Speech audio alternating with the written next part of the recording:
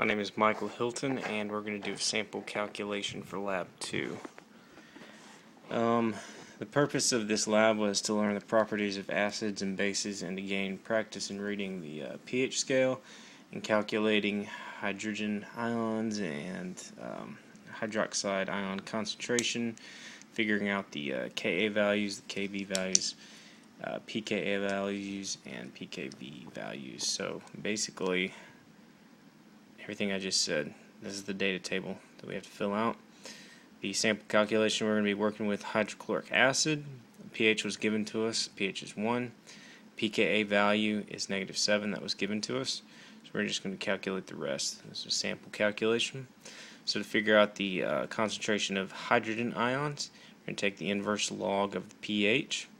So that's going to be 10 to the negative pH, and you just plug in that number, pH right here. So we're going to get 1 times 10 to the negative 1. The hydroxide ion concentration, we're going to take K sub W, which is given to us. It equals 1 times 10 to the negative 14th divided by the hydrogen ion concentration, which we just figured out. So we just plug those two numbers in, and we get our hydroxide ion concentration.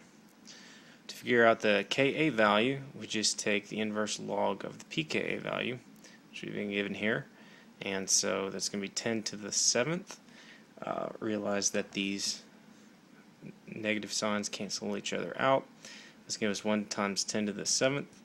To figure out the Kb value, we're going to take the K sub W, which is 1 times 10 to the negative 14th, divided by the Ka value that we just figured out, and we get 1 times 10 to the negative 21.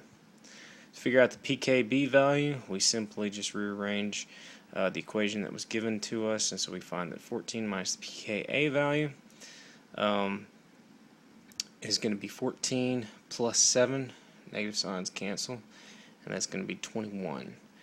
And just like I did in the lab report, we fill this out, and that's just a sample calculation for Lab 2. This is Michael Hilton.